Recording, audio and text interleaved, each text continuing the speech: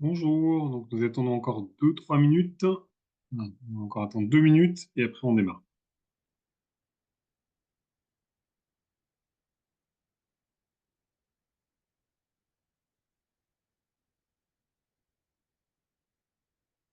Il y en a encore qui arrivent, donc voilà.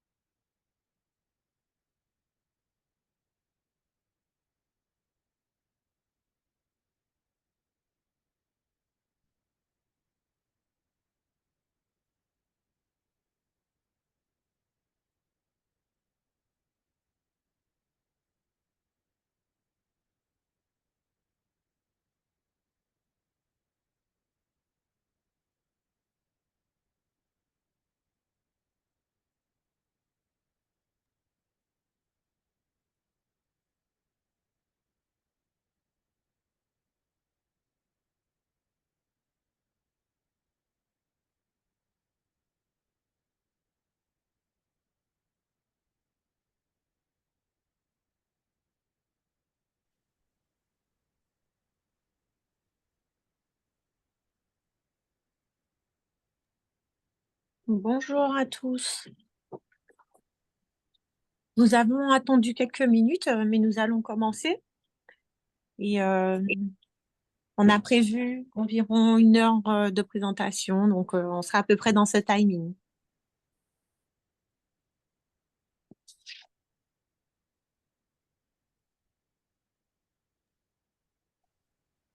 On va donc faire un petit point ensemble, puisque bon, vous avez tous vu tout ce qui se passe depuis début septembre.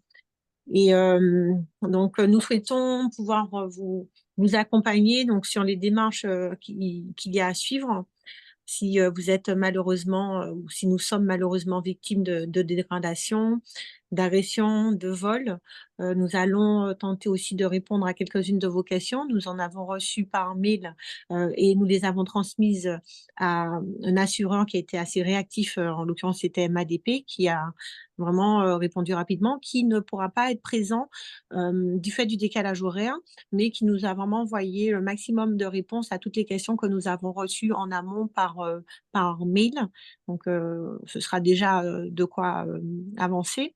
Et puis, on continue avec Ludovic pour la suite de la présentation des solutions qui existent et qu'il faut connaître pour nous accompagner dans cette période très, très compliquée. Bonjour à toutes, bonjour à tous.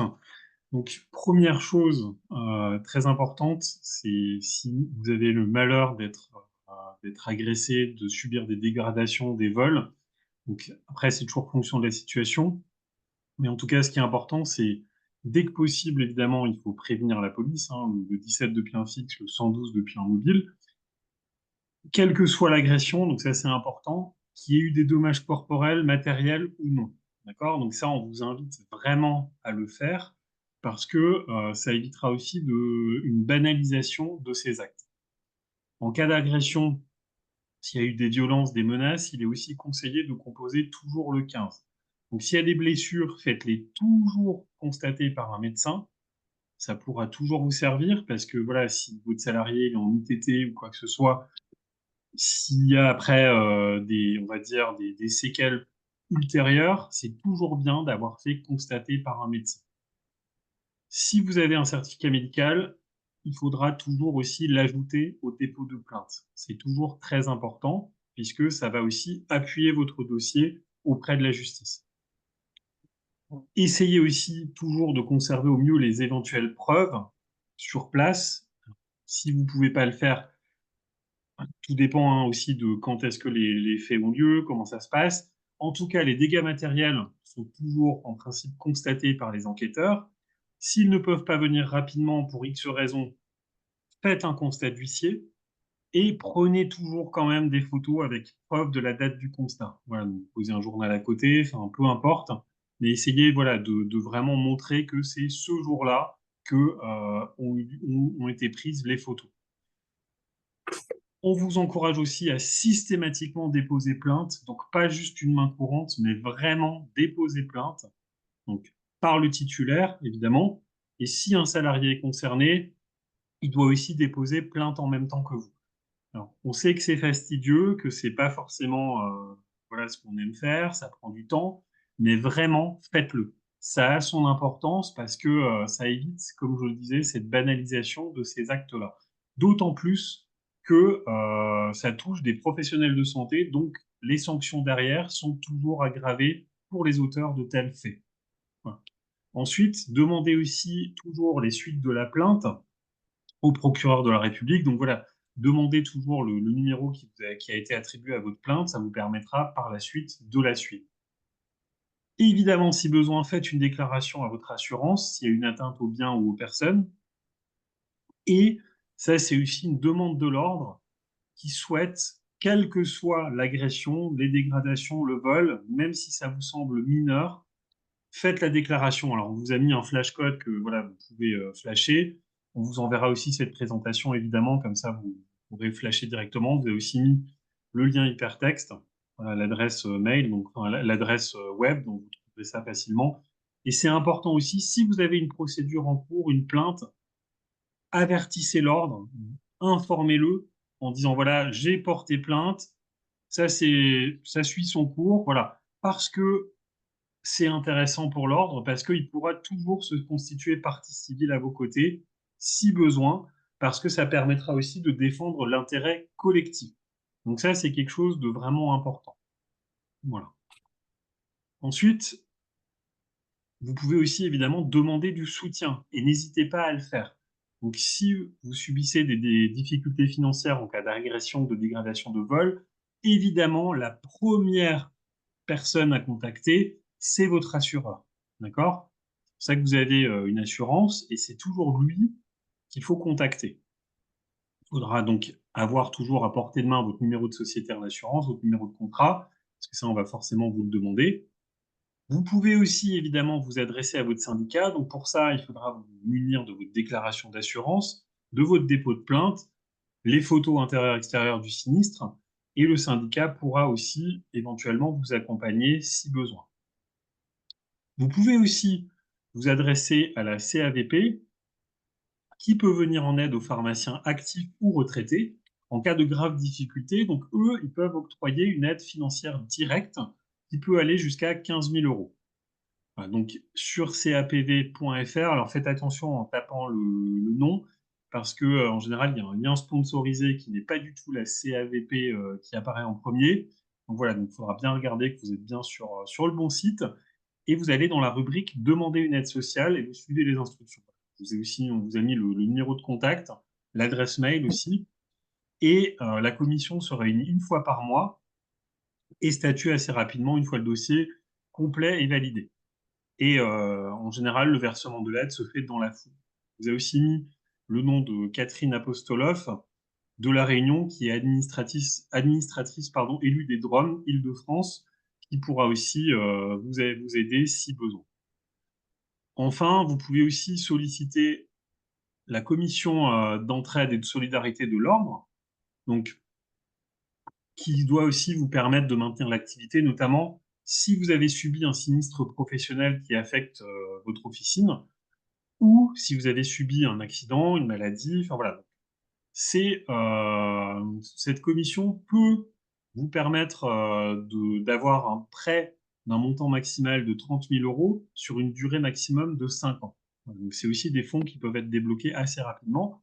Donc là aussi, on vous a mis l'adresse mail cesp@ordre.pharmacien.fr pour solliciter un dossier et vous allez aussi exposer les circonstances qui motivent la demande. Ce qu'il faut savoir quand même, c'est que si vous avez des situations qui entraînent des difficultés économiques conjoncturelles, donc notamment parce que vous êtes dans des procédures collectives, ça n'a pas vocation à être pris en charge par les dispositifs de solidarité de professionnels de l'ordre, ce qui est quand même normal. Vous pouvez aussi, voilà, quand vous sentez quand vous en ressentez le besoin, demander du soutien psychologique. Donc, il y a un dispositif d'orientation et d'aide des pharmaciens qui est proposé par l'ordre. Donc, le numéro vert, le 0800 73 69 59. Il y a aussi une adresse mail, contact@adop.help. Et vous pouvez aussi contacter l'association SPS, qui est un autre numéro de téléphone qui, lui, est pour l'ensemble des professionnels de santé. Voilà, donc vous avez deux options. Et normalement, ils sont joignables 24 heures sur 24, 7 jours sur 7. Donc, Donc voilà pour les premiers éléments. Ludovic, c'était juste pour revenir, donc pour récapituler nos différents interlocuteurs. Je ne sais pas si on peut revenir sur, Bien sûr. s'il vous Hop, plaît, je puisqu'on. reviens en arrière, voilà. Mais globalement, les interlocuteurs qu'on aura, donc si on résume, ce sera donc évidemment notre assureur. Voilà, hein, donc comme vous avez dit, on a également la CAVP. Ça, c'est pas forcément une information qu'on a en tête, hein, avec la CAVP. Donc le syndicat. Et là, donc vous avez dit l'ordre.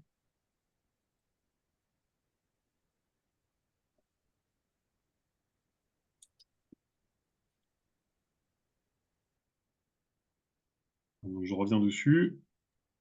Oui, c'est juste pour qu'on puisse. Et donc là, pour après la partie psychologique, juste revenir sur la partie psychologique. Donc au final, en matériel, l'ordre, le syndicat, la CAVP, les assureurs, et au niveau psychologique, les deux numéros verts. Donc la distinction, c'est que il y a un numéro qui est spécialement dédié aux pharmaciens, le premier, et donc l'autre qui est dédié à l'ensemble des professionnels de santé. C'est bien cela, hein. C'est ça, exactement. Merci. Donc, il y a un certain nombre de questions qui nous sont déjà parvenues en amont, comme le disait Léa en introduction. Donc, je vais laisser Isabelle lire les questions, et puis on va vous donner les réponses qui ont été apportées par l'assurance. Isabelle ou Jonathan, celui qui est disponible alors. Alors, comment m'assurer que je suis bien à jour dans mon dossier d'assurance? Donc ça, c'est une question qui est quand même importante, hein, voilà, de bien déjà vérifier qu'est-ce que j'ai dans mon contrat d'assurance. Donc consultez bien les garanties, les montants couverts pour les risques spécifiques comme les dégradations, les vols, les incendies. Donc ça, vous pouvez aussi faire le point avec votre interlocuteur chez votre assureur, hein. N'hésitez pas à le faire, c'est quand même important. Et peut-être aussi que voilà, vous vous rendrez compte qu'il y a des options que vous avez que vous ne pensiez pas avoir. Et inversement, peut-être que vous direz, ben, je vais peut-être prendre un complément sur certains points ou augmenter ma police d'assurance. Enfin, voilà, ça c'est à vous de voir, mais vérifiez en amont pourquoi vous êtes assuré. Ensuite, ça, c'est aussi quelque chose de très important. Effectuez bien un inventaire des biens. Gardez un inventaire détaillé, actualisé et justifié de l'équipement, des stocks et de la valeur des biens qui sont couverts.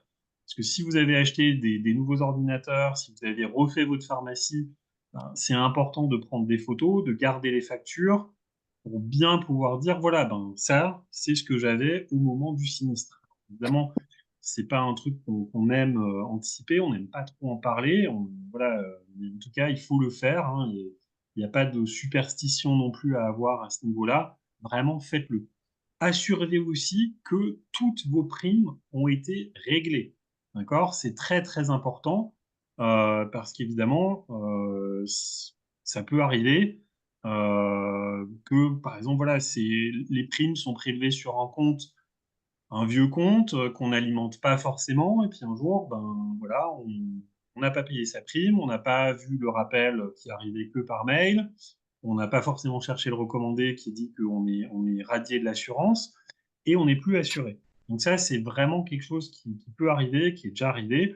Donc faites vraiment attention à ce que vos primes soient réglées, et aussi contactez votre gestionnaire de sinistre, voilà, communiquez régulièrement avec vous. Pareil, quand votre situation change, si vous agrandissez la pharmacie, peu importe, communiquez avec lui, comme ça, votre dossier sera aussi toujours actualisé chez votre assureur. Donc ça, c'était une question, je pense, assez importante, enfin une question assez importante. Alors voilà, Isabelle, lire la deuxième question. Attends, j'arrive. Quel est le délai moyen de prise en charge d'un vol, d'un incendie et de dégradation? Donc là aussi, le délai de prise en charge varie selon la complexité du sinistre, hein, évidemment. Alors en règle générale, on peut retenir que pour des vols, des dégradations, l'expertise, elle est souvent faite sous 15 jours, suivant la déclaration, et les dossiers sont traités en général dans un délai de 4 à 8 semaines. Pour les incendies, les délais peuvent être un peu plus longs parce que souvent, il y a une nécessité de faire des analyses approfondies. Ça dépend évidemment aussi de l'importance des dommages, parce que là, il y a tout un inventaire qui est fait, et la prise en charge typique se fait entre 6 à 12 semaines.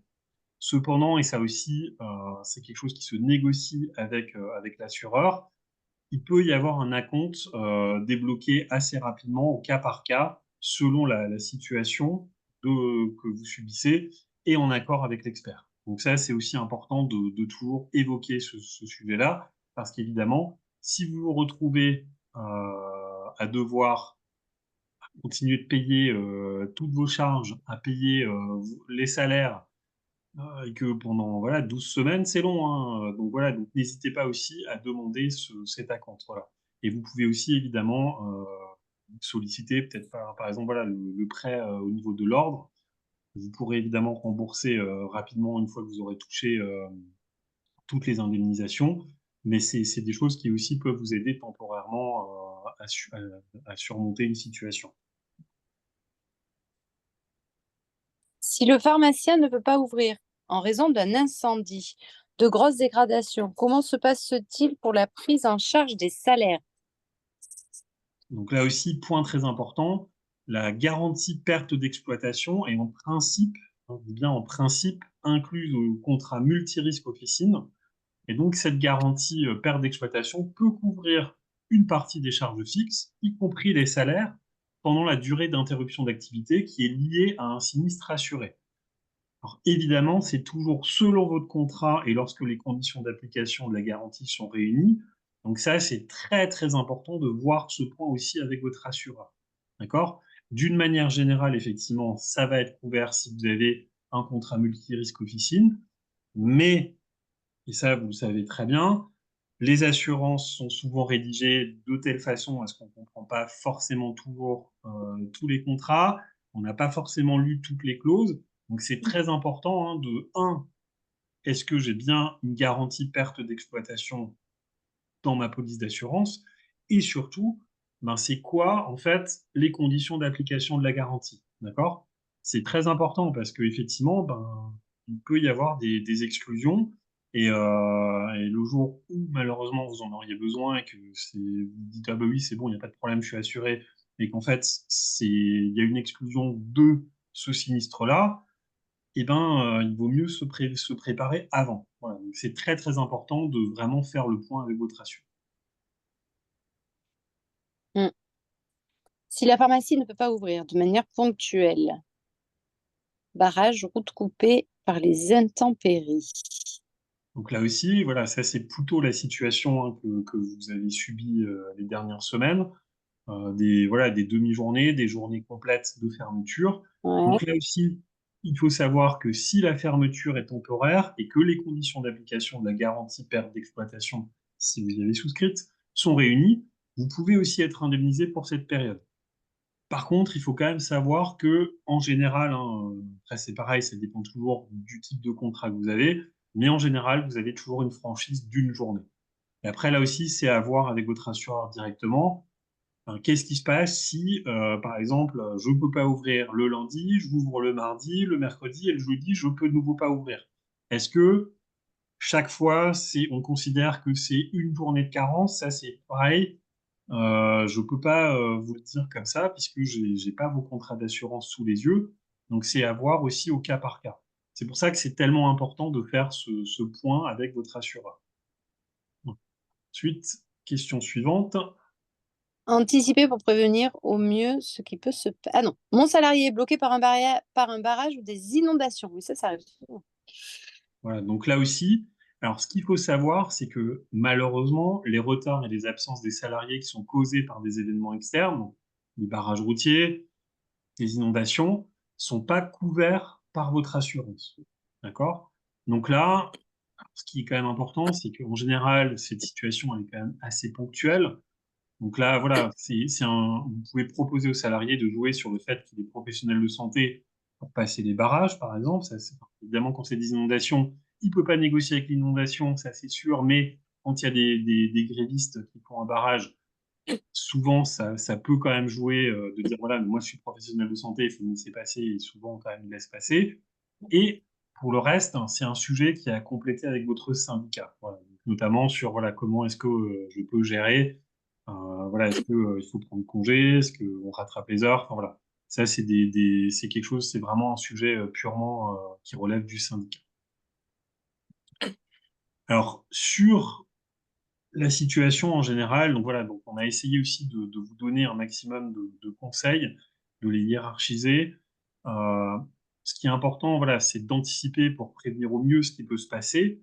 Donc, première chose à faire, évidemment, c'est toujours d'évaluer les risques et les menaces. Donc, évaluer les risques de violence ou de dégradation en fonction des informations locales. Donc ça, c'est voilà, il y a des rapports qui sont faits par la mairie, les forces de l'ordre, la préfecture. Ça, c'est quand même une première source d'information. Ça vous donne quand même aussi une tendance. Après, je sais aussi, on s'informe beaucoup sur les réseaux sociaux. Je sais qu'il y a beaucoup de groupes Facebook, WhatsApp, où il y a beaucoup d'informations qui circulent. Et voilà, on l'a vu aussi là sur le groupe de l'URPS, qu'il y avait certains d'entre vous qui disaient, voilà, moi, je vais pas ouvrir parce que c'est trop dangereux, la situation est tendue. Voilà, donc ça, cette information-là, c'est quand même important de l'avoir. C'est aussi d'échanger, de communiquer avec les commerçants, les autorités locales, pour comprendre dans votre zone proche comment est-ce que c'est en train d'évoluer. Il y a un point aussi qui est vraiment important, c'est la sécurité du personnel et de la clientèle. Il faut toujours prioriser évidemment la sécurité des employés et des clients. Si les risques de violence augmentent, dans ce cas-là, voilà, comme certains d'entre vous l'ont fait, il faut envisager une fermeture temporaire ou aménager ces horaires pour limiter au maximum les risques. Ce qui est aussi très important et ce qu'on oublie souvent, c'est qu'il faut informer le personnel des procédures de sécurité à suivre en cas d'incident, voilà, notamment en cas d'agression violente, on reste calme, on ne réagit pas face aux provocations. Enfin voilà, ça, normalement, il y aura aussi, voilà, normalement, c'est aussi un sujet que le syndicat traite. Pour aussi vous rappeler toutes les consignes en cas de braquage, d'action violente, parce qu'évidemment, il faut préserver au maximum la sécurité de tout le monde, et aussi la vôtre, bien évidemment. Et ça, c'est une obligation que vous avez. D'accord? C'est vraiment, en tant qu'employeur, vous êtes censé avoir des procédures sur ça. Donc, à minima, comment est-ce qu'on doit réagir en cas de situation voilà, où on risque vraiment d'être blessé ou voire d'être tué. Donc ça, c'est important de rappeler à toute l'équipe et de le faire régulièrement. Et quand vous avez quelqu'un de nouveau qui arrive dans l'équipe, pensez à faire le rappel. Et surtout quand voilà, quand la situation se tend ou est tendue, faites ces rappels. Pareil, vous avez une obligation de revoir votre DUERP, hein, donc le document unique d'évaluation des risques professionnels. Et ça aussi, c'est pas juste quelque chose qui est, alors évidemment, c'est une obligation légale, mais c'est aussi quelque chose que vous pouvez utiliser incorporer dans votre système qualité si vous en avez un, mais que vous pouvez aussi utiliser dans vos pratiques quotidiennes, voilà, sur certaines procédures, c'est jamais négligeable. Voilà, c'est aussi quelque chose qui peut vous permettre d'éviter certains arrêts maladie, par exemple, voilà, d'éviter des chutes dans votre officine. Donc, pensez vraiment à inclure l'ensemble des risques, parce que si jamais une situation quelconque, hein, quelqu'un tombe un salarié se blesse dans votre officine parce qu'il est tombé d'une échelle, que le DURP n'était pas à jour, ou par exemple vous avez malheureusement voilà, un braquage qui tourne mal, on pourra quand même derrière vous reprocher en tant qu'employeur de ne pas avoir rempli le DURP. Voilà, donc c'est quand même pas négligeable. Pareil, mettez aussi en place un plan d'évacuation rapide si cela s'avère nécessaire. Voilà, c'est donc pareil, hein, c'est les issues de secours sont dégagées, hein, les extincteurs sont au bon endroit, ils sont visibles. Enfin, voilà, toutes ces choses-là qui sont vraiment primordiales en matière de sécurité. Ensuite, il y a aussi d'autres conseils qu'on peut vous donner, c'est sécuriser la pharmacie et les stocks. Donc là aussi, hein, alors évidemment, on y pense, mais c'est bien de refaire quand même un inventaire aussi de ces choses-là. C'est renforcer la sécurité des locaux. Donc, on se vérifie bien que, voilà, que les accès sont bien verrouillés, qu'on arrive à bien les verrouiller. On réduit aussi au maximum l'exposition des produits de valeur. On peut aussi installer, voilà, un système de protection renforcé, des caméras de surveillance, télésurveillance, des alarmes, des rideaux métalliques, des portes à ouverture commandée, un vigile, pourquoi pas. Ça, c'est vous qui voyez aussi en fonction, voilà, de la zone où vous êtes et du type d'officine dans lequel vous êtes. Pareil aussi, on vous conseille de retirer ou de sécuriser tous les produits sensibles, hein, les médicaments, les stupéfiants, les caisses, voilà, en tout cas ce qui coûte très cher, en les plaçant par exemple dans un coffre ou dans une zone qui est plus protégée. Voilà, donc là aussi, c'est en fonction de la configuration de votre officine que vous pouvez agir. Voilà, donc sur les assurances, ça, vous ai déjà fait le petit laïus. Je préférais le répéter quand même une fois ici pour être sûr que ça ne soit pas oublié. Ensuite, il y a aussi quelque chose que vous pouvez faire tous les jours. C'est le soir, avant la fermeture, ben, c'est la sauvegarde et la protection des données. Donc, pensez bien à effectuer une sauvegarde complète et sécurisée des données patients, des transactions, de la gestion du stock, si possible, hein, c'est même pas si possible, c'est vraiment faites-le sur un disque dur sécurisé, sur un cloud sécurisé. Enfin, voilà, quelque chose qui n'est pas dans la pharmacie, parce que si vous faites voler vos PC ou si vos PC brûlent et que c'est en local, ben, vous avez tout perdu. Et là, vous allez perdre un temps infini pour rattraper la situation. Pareil, tout ce qui est dossier électronique, enfin, voilà, assurez-vous que votre LGO il est correctement fermé, qu'il est protégé par un mot de passe robuste. Désactiver les sessions ouvertes sur les ordinateurs aussi, pour limiter, voilà, les risques de piratage. Si quelqu'un rentre dans votre officine, bah voilà, il n'est pas censé pouvoir se connecter facilement sur les PC. Chiffrer les données sensibles. Alors, point important aussi, veillez vraiment à ce que toutes les télétransmissions soient passées et correctement enregistrées avant que vous quittiez l'officine. Parce que voilà, ce qui n'est pas passé, ben, si jamais vous faites voler votre ordinateur, ben, c'est plus nulle part. L'archivage aussi des justificatifs, voilà, si vous avez fait des transmissions, ben voilà, pareil, ça peut vous servir en cas de besoin, si vous avez besoin de faire des réclamations ou s'il y a des contrôles ultérieurs, notamment par l'assurance maladie. Pareil sur la gestion des stocks, sur les commandes. Faites aussi un inventaire rapide des médicaments, en particulier ben, tout ce qui est stupéfiant, produits à haute valeur, hein. Il ne s'agit pas maintenant de compter les boîtes de Doliprane le soir, mais ce qui est vraiment très très cher, ça aussi, voilà, pour pouvoir dire, ok, ben, ça je l'avais en stock hier soir et ben, ça m'a été volé malheureusement dans la nuit. Limiter aussi les quantités commandées sur certains produits, notamment ben, voilà, tout ce qui coûte un petit peu cher, tout ce qui peut susciter aussi la convoitise. Alors, on sait que c'est pas forcément toujours facile, notamment en période de pénurie. Donc voilà, c'est toujours encore un facteur en plus où il faut jongler. Mais voilà, d'adapter un petit peu certaines quantités, notamment sur la para, sur les produits un peu chers, ça peut aussi être une bonne solution.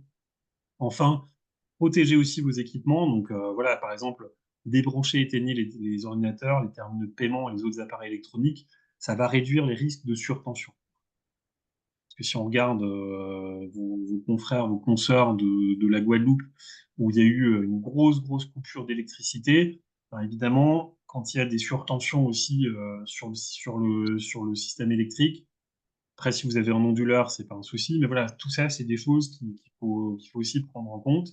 Ranger aussi le lecteur de carte vitale dans un endroit sûr, parce que voilà, tous les trucs aussi qui sont plutôt, qui prennent un peu de temps à récupérer, c'est bien voilà, de les mettre en sûreté, comme ça vous êtes sûr que vous n'avez pas vous n'avez pas à vous occuper au moins en plus de faire toutes ces démarches-là.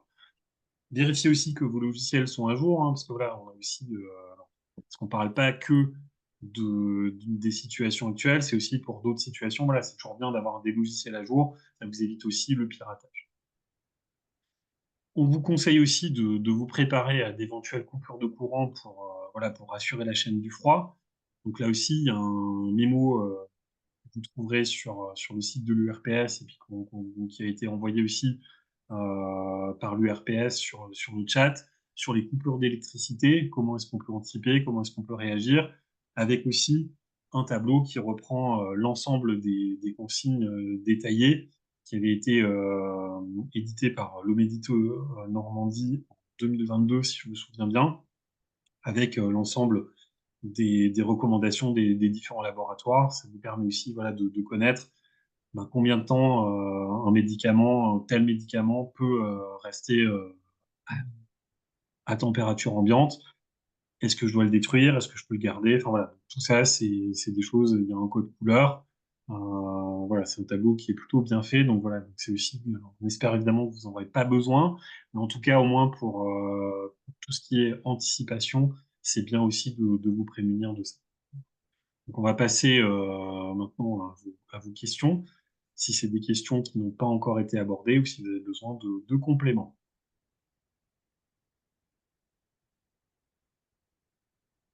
Vous pouvez ouvrir vos micros et n'hésitez pas à intervenir.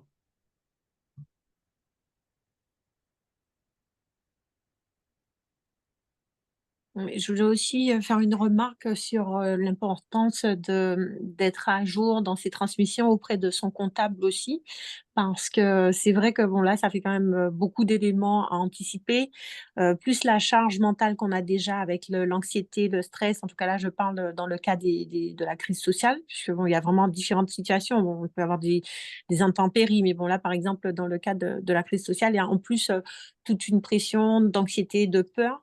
Et donc, je pense aussi que le comptable reste un bon support parce que si on transmet régulièrement les éléments, toutes les immobilisations, les achats, ils pourront aussi être un relais quand même auprès de l'assureur s'il y a malheureusement des dégradations.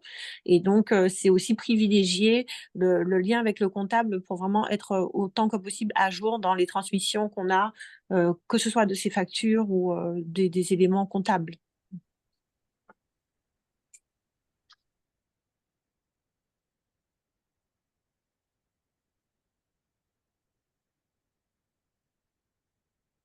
Est-ce qu'il y a encore des questions qui vous viennent?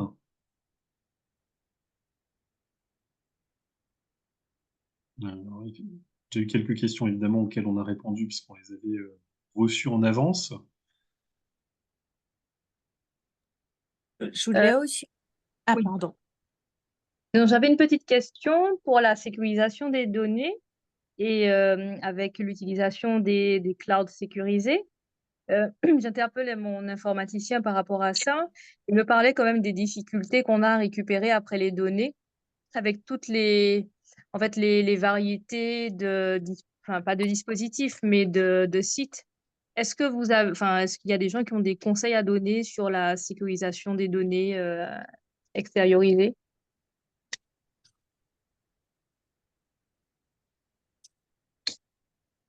Alors, on est d'accord, déjà les données du LGO, celles-là, elles sont normalement, voilà, elles sont sécurisées puisque vous avez votre fournisseur.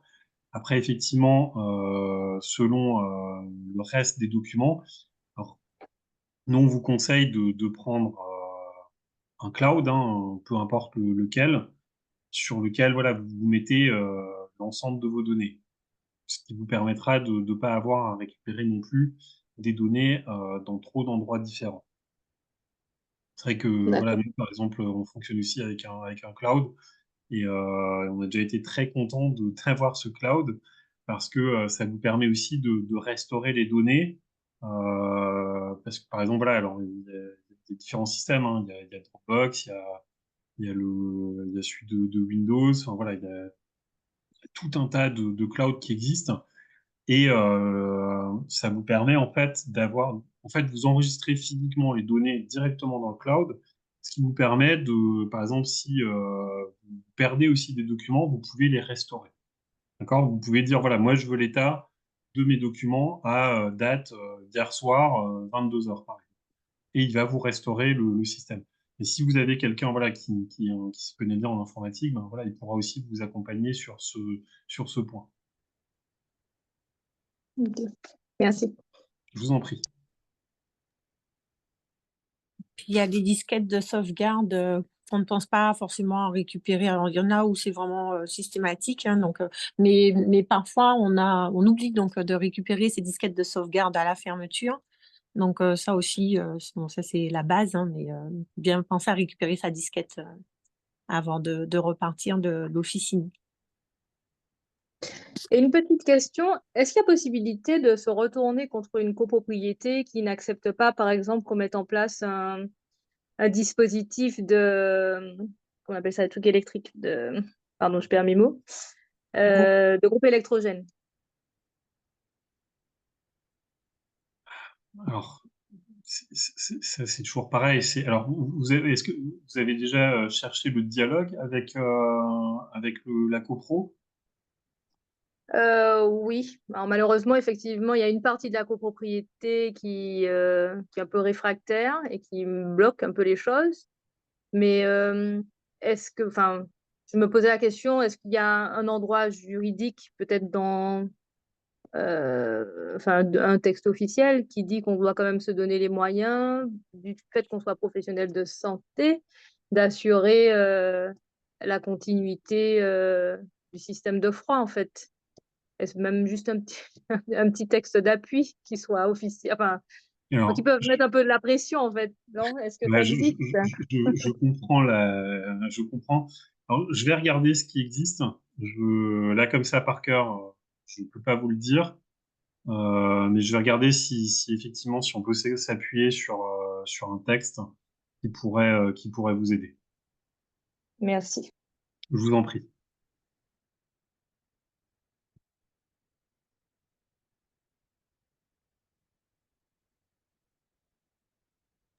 S'il n'y a pas d'autres questions, nous allons clôturer parce qu'on sait que vous êtes aussi occupé au niveau de vos activités. Donc, néanmoins, si d'autres questions vous viennent, même si on a clôturé, vous pourrez les mettre sur le groupe de l'URPS puisqu'on pourra y répondre par la suite, même si c'est pas maintenant, ce n'est pas grave. Et évidemment, on vous transmet cette présentation une fois qu'on aura clôturé la réunion. La présentation sera disponible à la fois en replay et également le diaporama sur le site de l'URPS et sur le groupe WhatsApp URPS. Merci à vous. Merci beaucoup. Bonne Merci. soirée et bon Bon après-midi. après-midi. Au revoir. Merci. Merci. Au revoir.